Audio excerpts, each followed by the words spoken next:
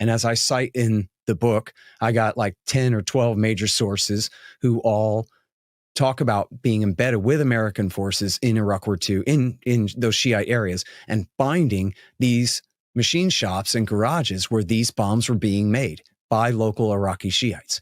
And then I also have military officers that I know who were, intelligence officers who knew for a fact that this wasn't true at the time and knew what was actually happening instead, and, could speak authoritatively to that. And I quote them by name in the book.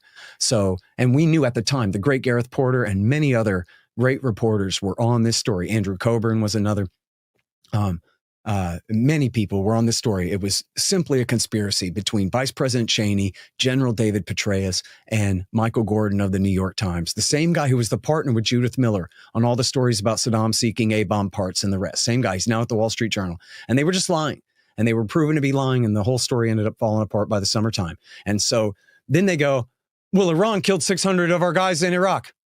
But nobody knows anything about that complicated story I just told about America attacking the guy that they were fighting for a few months, and how they were trying to start a war with Iran. And then they held a press conference and they had to admit it was all not. Not enough of y'all have read enough already.